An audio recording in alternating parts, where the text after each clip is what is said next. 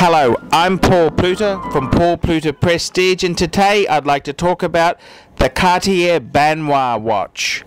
And the Cartier Baignoire watch is a very special watch because it was only available for the female punters. That's right, it was a ladies only watch.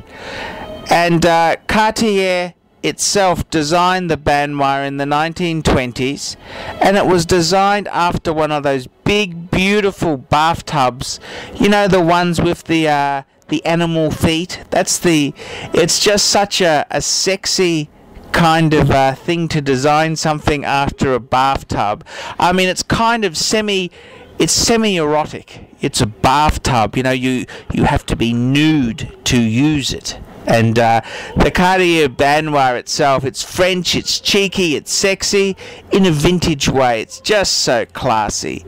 And I've got to say, you know, the Baignoire itself is a very, very sexy piece. And I've owned a few over the years, and I've always loved them. And the women I've been with at the time have also enjoyed them greatly. But I gotta say, there's some disappointing things. It's only a quartz sort of thing. There is a mechanical. There was the original Baignoire in the 20s, of course, was mechanical, but they're hard to find. And even Charlie Chaplin gave his wife in the 1950s or 60s a Cartier Baignoire. And she was said to have really loved her Cartier Baignoire. And that's someone, Charlie Chaplin could have bought any watch he wanted for his wife. He was quite well off. He'd done, you know, obviously, huge legend. He bought her a Baignoire. And that's just the type of piece it is. It's beautiful. It's stylish.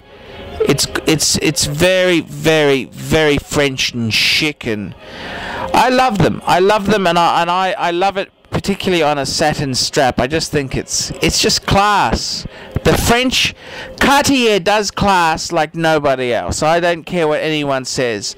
This would have to be one of the classiest watches of all time.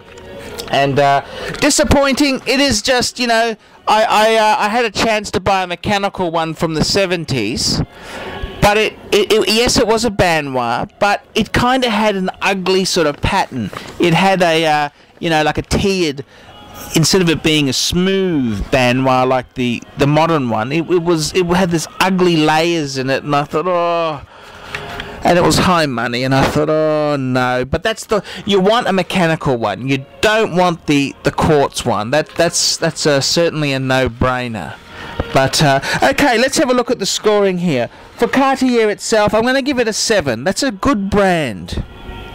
For this model, I'm going to give it a 10, and that's because I think it's so iconic, it's so beautiful.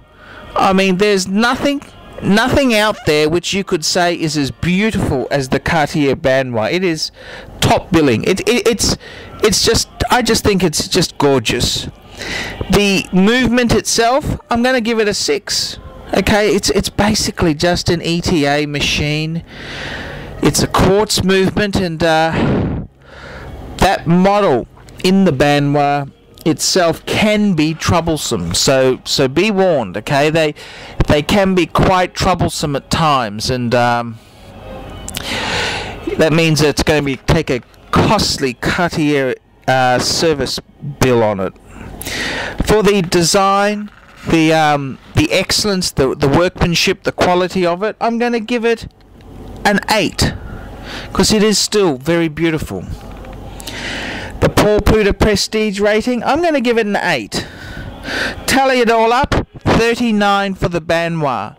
And I think it's a absolutely beautiful piece. Absolutely beautiful. The Cartier Baignoire scores 39.